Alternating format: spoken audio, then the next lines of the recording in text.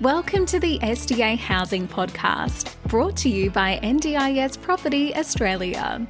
Before starting this episode, we need to provide a general disclaimer. Information contained in this podcast is general in nature only. It does not take into account the objectives, financial situation, or needs of any particular person. You need to consider your financial situation and needs before making any decisions based on the information in this podcast. And you should consider seeking independent and professional advice for your personal circumstances. All right, let's begin. Hello everybody, my name is Min and I'm your host today with my two colleagues, Joshua and Debbie, in the office of NDIS Property Australia, the SDA Housing Podcast, where we are talking about various new topics in the SDA market. Debbie, welcome today. Josh, welcome. Thank you very much. Debbie, please introduce our new guest speaker who is new to our team. Yes, Josh, welcome to the team. Josh has joined us recently. He is a marketing and sales support. So he is he's doing a fantastic job, picked up very quickly, understanding of specialist disability accommodation and what we do here. He is talking to people calling in, getting to understand more about what investors are after. He's also helping us out here in the office with our marketing materials and everything involved in that side of things as well. I think one of the important things today to our listeners is to introduce who Josh is. But we gave him a task a couple of days ago, and that was to read a new article released by the Housing Hub, a division of the Summer Foundation, one of the biggest advocates in SDA in Australia. And the article released only in February is called Reimagining Shared Housing and Living. Now, we'll obviously have this document posted as a link in the description of this podcast to listen to, and Erin, our podcast manager, will arrange for that. But I wanted to ask Josh. Josh, what are your thoughts on this document that you've been reading and absorbing, I guess, yeah? I think it's pretty interesting. It's pretty vague in some areas, but I think the main point of it is sort of to allow for better collaboration between organisations like us and NDIS providers and the shared houses and shared living spaces, just so that people don't get people have more of a choice as to how they live and in what conditions they live. Cool. Now, Debbie, why is this important? I mean, we've never covered this topic before, housing, group houses before. No, we haven't. As a standalone episode. And can you please just educate our new colleague in the office here why group houses are a bit of a negative taint in the industry, in the SDA market, please? Yeah. Well, I mean, in the past, group houses always referred to the institutional style, multiple tenant group houses that did not allow any kind of freedom or choice for the tenants themselves. It also has been a situation in a lot of the group homes where tenants have been subject to all sorts of different discrimination or abuse. So basically they have a pretty bad name in the industry. Unfortunately, a lot of the group homes are still part of the specialist disability accommodation system. So those homes are included in the SDA stats and data. Being legacy homes. As being legacy homes, yeah, and existing homes for the less than 5 tenant old style homes. So we know that the legacy homes are in each state within 10 years of SDA being rolled out. The legacy homes will cease to get any more funding in terms of the SDA payments. So the people that are living in these homes are definitely going to have to move somewhere else. Or what has been happening, what we're seeing now is providers looking to update these properties to make them qualify for the new SDA funding that's still going to be for group homes. So no more than 5 tenants, but it is something that is of concern in the industry. So, Josh, just so you know, on the income spreadsheet of the SDA spreadsheet, in the purple book, it will say group homes up to 5 participants. That's the new standard. But in the past, now let me rephrase this. Imagine this scenario, Josh. You go out for a 30, 40-minute drive out in the suburbs and you see a big 8-bedroom house. It's not brick. It's just, it's an old, shabby 30-year-old house, big, massive one. And there's 7, 8 bedrooms in there. It's one carer room office and there's 7 or 8 participants. 1 or 2 may be in wheelchairs, all right? Some may have psychosocial issues.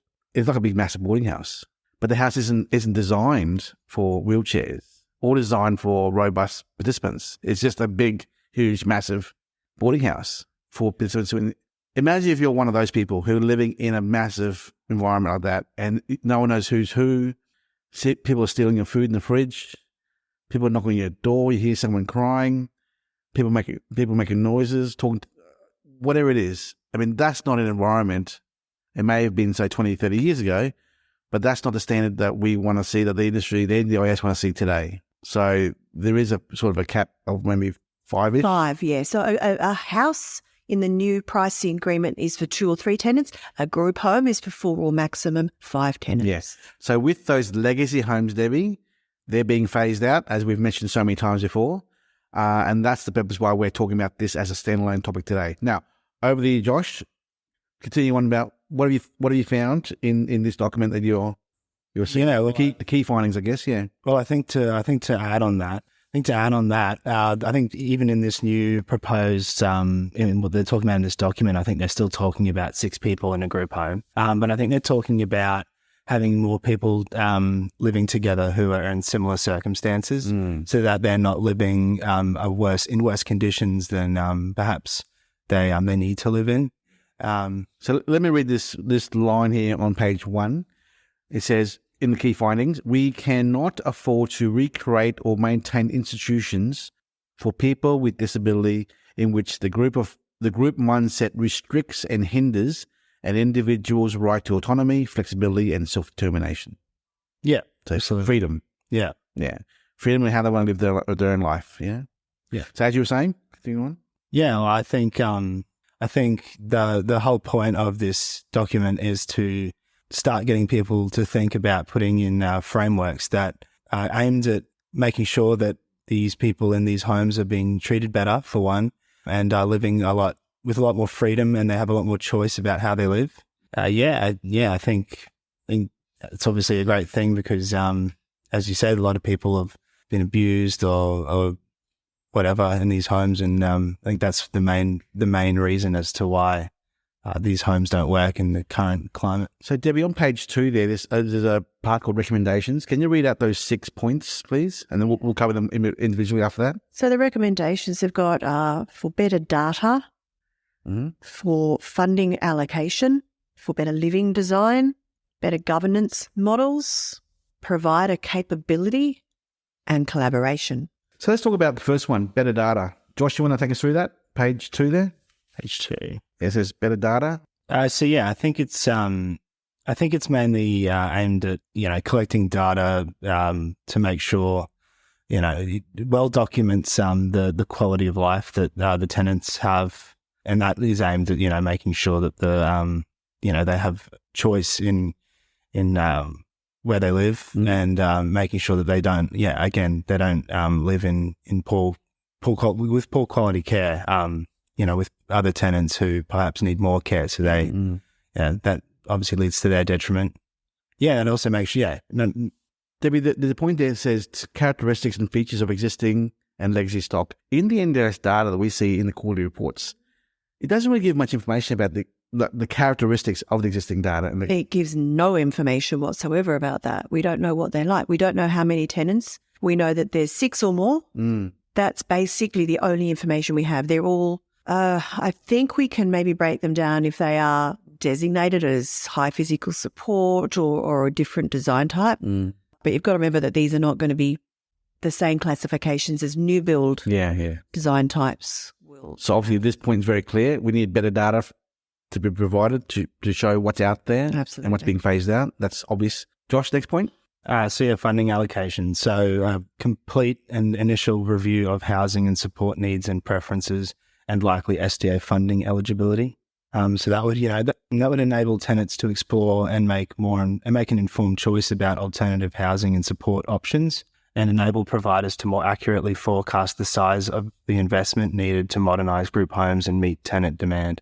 So in our quarterly reports, Debbie, and some other data we see constantly, we look at the data like Parramatta or where it is, and it shows this is the number of participants who are SDA funded in an area, and then who are actually in an SDA, which is another number, and then looking. Yeah. Now, this is where it comes in. The legacy people who are in legacy group homes, they're looking, but the number's still very small, as we've seen. And the primary reason, Debbie, why there's only a small number who are looking is because a lot of these participants don't even know about SDA. They don't understand it. They are not aware of it.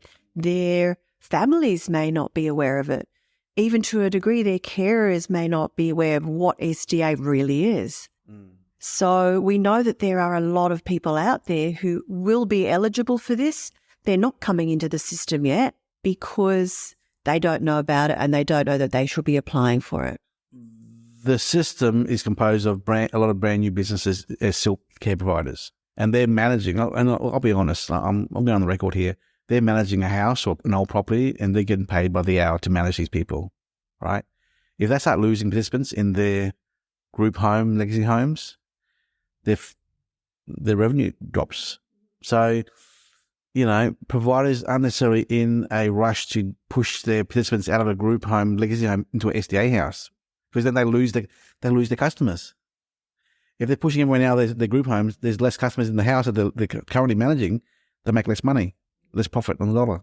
So it is. This is a big issue. This is a commercial matter, yeah, and it is what it is. Why would a provider get rid of their customers and lose them to another provider? They wouldn't do it. Yeah, but as you know, it's up to families and the community to make their loved ones who are disabled to be more aware of their options, because in here it says in point C here, Josh, can you read point C in this funding allocation topic? Explore alternative social, public and private options for the minority of people who are currently living in the group homes but do not qualify for SDA payments. There you go. So moving into a proper brand new SIL home being managed by a provider with 3 or 4 people only, living in an ILO environment, which is a duplex or a 1-bedroom, 2-bedroom unit by themselves, right? So these are other options that they can get out of their group home to live in if they don't qualify for SDA. Next one, Josh, number 3. Number 3, which I think is pretty important to what we know, are living design. Specialist exploration and design capabilities are required to support people with disability to exercise genuine choice in designing their preferred living arrangement and coordinate the suite of services needed to construct, maintain and evolve their living arrangements. Collate and publish what is known about this specialty to improve understanding and quality of living design services across the sector. Debbie, any comments there? I guess this comes down to where in an ideal SDA world, we would be able to develop and design these houses in collaboration with the participants that are going to be living in them. Not always that easy to bring this all together, but we need to find ways of making that more of a standard than an exception. Yep. Next one, Josh. Governance models. Develop independent governance models for shared living to facilitate supported and collective tenant-led decision-making in shared living arrangements, ensuring tenant control over how they live, with who, how they are supported, and what happens in their home. This goes back to the words choice and control.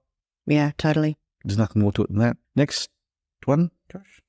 Provider capability. This is a very important one. Let's go through. There's 3 parts here, of subcategory, sorry. Subcategory is A, B, and C. A is human-centric services, B is social innovation and experimentation, and C is support workforce. Josh, first one. So A are human-centric services, develop provider capabilities to operationalize applied ethics frameworks that translate human rights principles into human-centered products and services.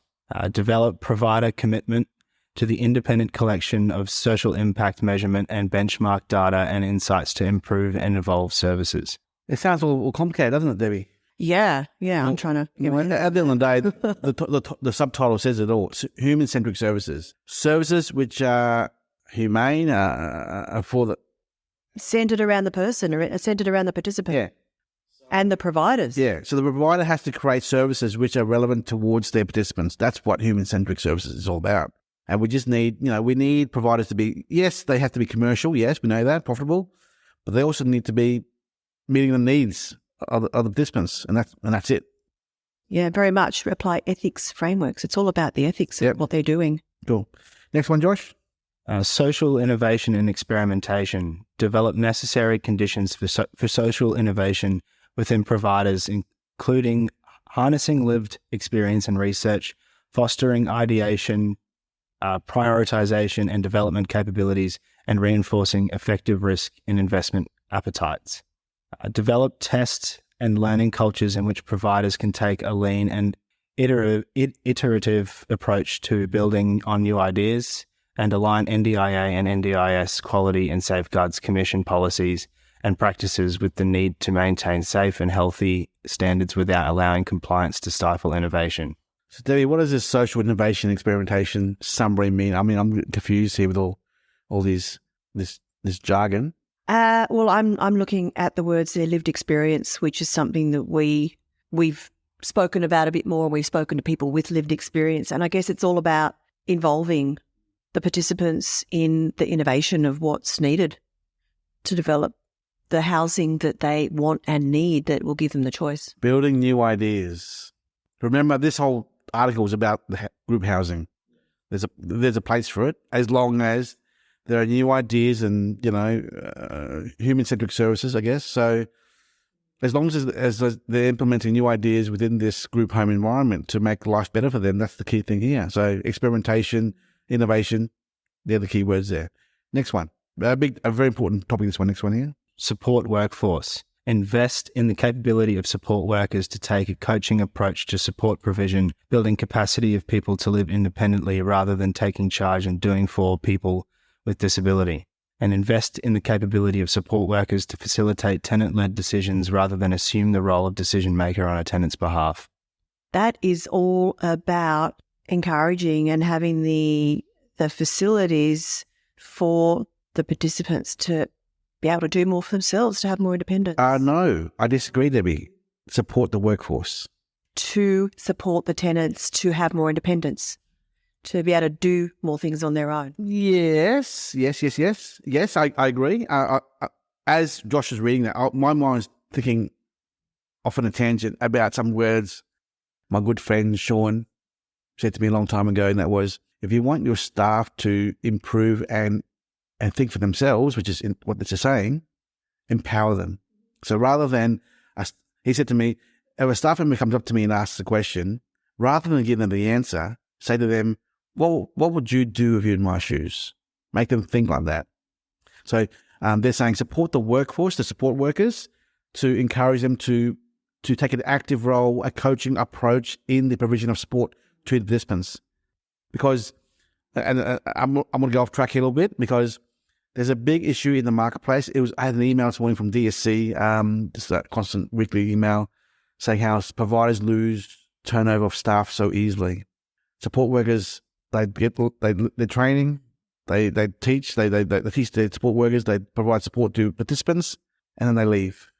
And they create their own business and compete against their ex-employer and steal the participants, yes, the clients. So what it's saying is support the workforce, to support workers to be more empowered to deliver service and care about these participants. I know it's hard for me to say being an outsider, but don't just clock on, clock off and move on. These are real human beings here who are disabled and have no. And I'd imagine too, as a provider, as a support worker, to see a client in your care learn and become more independent must be really empowering. Yes. and really worthwhile part of your job. Exactly. Moving on, number 6. This is about collaboration. Commit to structured sharing and review practices as a sector in which providers can learn and adapt in practical, additive ways. Create more opportunities for cross-pollination between people and organisations with diverse perspectives. This should include large service providers, small service providers, government and industry strategists and influencers, as well as perspectives beyond the disability sector, including legal, social financing, and strategy across social, community, and human services. Publish findings from experimentation projects in disability housing to encourage industry-wide learning and innovation. Set new benchmarks and expectations for shared housing and living that supports tenants to transition away from traditional group homes as they become obsolete. Yeah. So, the key word here is collaboration. Working with other organisations, sharing information, sharing data, sharing their learned experiences in running their business, in working with participants, and particularly in this scenario here being group homes, because group homes are being phased out in the coming years. As Debbie said, there was a 10-year time frame from when the NDIS began. Yeah, so every state, the NDIS, the SDA rolled out at a different period. For example, in WA, which was the last state to bring it in, it only rolled out at the end of 2021. So in WA, it'll be the end of 2031 that group homes will no longer be funded, and obviously earlier time periods. So Queensland, Victoria, New South Wales is 4 years in, so we've got 6 years left there. Yeah. So the reality is, as more and more, and by the way, the pipeline of SDAs being built around Australia is around about 5,000 or 6,000 at the moment, right? As more and more of these properties become available for completion, then you'll see more care providers working with SDA providers in collaboration to move them out of group homes and into the SIL homes, ILL homes, or the SDA homes. So that's where we want to see more collaboration with all the providers out there in the marketplace. I guess that's important. But now, going back to this topic here, being group homes, this whole article, so Josh, you've read the whole article back to front. I would like to ask you a question. Is this article basically saying there's a place for group homes, and if you do it right, these are the recommendations, and this is how you do it? They're not saying don't have group homes, saying while it's in place in the marketplace right now, we still use it, and we should refine our operation. That's what they're saying, aren't they? Yeah, I think so. I think they're saying that we need to start working sort of together and creating these frameworks to make sure that people are treated well, have independence and choice to where they live. So yeah, I think definitely that they're implying that with good framework that it's definitely viable. But whether that's to be seen, we will find out. And now I want to test Josh's knowledge here. So Debbie, that page there, page 10. Josh, you cannot look at it. So Josh, from your short training so far in our company, how many numbers of people in Australia are currently SDA funded? Do you remember? I have a guess, but I wouldn't know exactly. Okay, don't worry about it. 21,000. So of the 21,000, do you know how many of them are living in actual brand new SDAs? I just did the data as well. It's fine to land data. No, I can't remember. I think, Debbie, what's your number in your head? Living in new build SDAs is probably around 8. I would have said 11. That was. I think it's 6 or 7. 6 or 7,000 people living in SDA. We got about 4,500 new build SDAs. Times 2 is 8,000. Yeah. Yep. So about 7,500 are living in an SDA right now, which means 21,000 minus 7.5 or 8 is 13,000. So those 13,000 are living in these group homes right here. Yeah, right.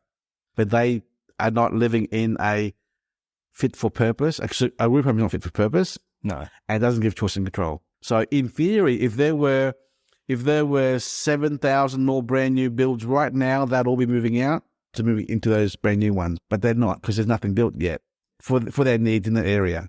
Hence the reason why the group homes are still there. So there's a place for them, but not for much longer. That's the point. And still, remember, even in those group homes, use 8, for example, 8 people in a group home, not all 8 of them are actually going to be SDA funded. So maybe only one of them. So here's the question, where will those other 7 move to once this is phased out? They're going to go somewhere, and they don't qualify for SDA.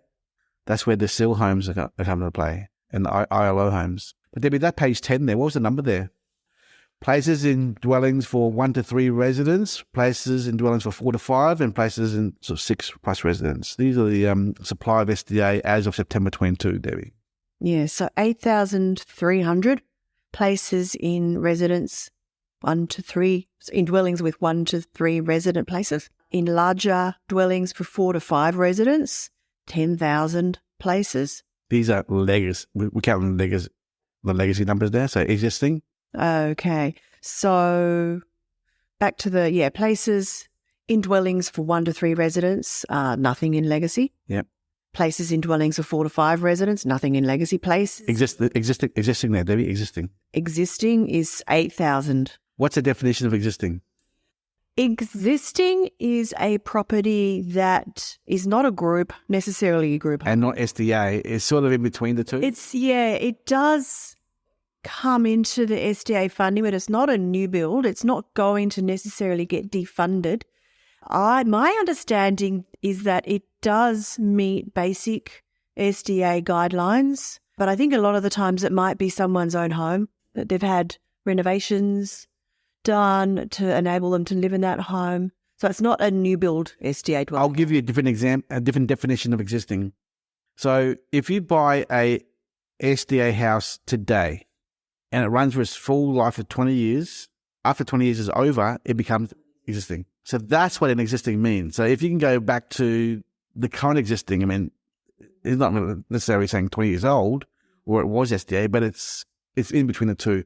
Group home legacy and SDA, somewhere in the middle. So, looking at this, there are none in the places for dwellings for 6+ residents. They are all legacy. So you don't have any existing homes that are group homes, six or more.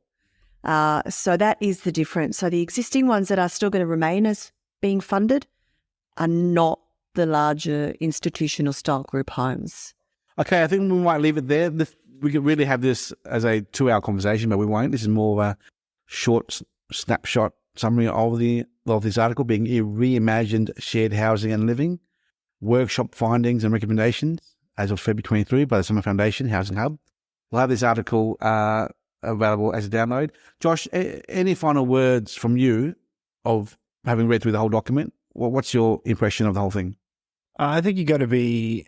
I think one of the main points for me is investing in your workers. I think they're the ones who provide the care. If you can get the places that are more designed to suit needs of a group of people, if you get the workers that can help provide that care, I think that can go a long way. But I also think if you get workers who perhaps don't care and you don't invest in your workers, I think that's where it all falls for me. To anyone listening out there who is a service provider around Australia and you do have a group home or group homes in your portfolio of service and whereby your participants are living under your care, we hope you can read and absorb this information from the Housing Hub, which are giving ideas and direction and advice to providers to improve the living conditions of participants in your care in a group home. Because while it's still in operation and not phased out yet, and while there's lack of SDAs out there, we understand that you as a service provider may not be in the SDA property market as a service provider, and you as a care provider, being a still business, your job is to look after participants, and you will take what is out there to manage your business. And I guess it's important to understand that you are providing a very important service for those participants that cannot yet move into SDA or have got, obviously not SDA funded, but haven't got other alternatives as yet. But it's really imperative to understand the whole NDIS choice and control. The participants do need to have that independence, and, we all need to work together to and assist the care providers, the SIL providers, to be able to offer that. Anyway, thank you so much, everyone. Appreciate it. Yep. Okay. Bye. We hope you enjoyed this episode. Please make sure you are subscribed and following us so you can keep in the loop with all of our upcoming episodes. We would really appreciate it if you could leave us a 5-star rating, a written review, and to share this podcast with those that could benefit. Until next time, catch you on the next episode.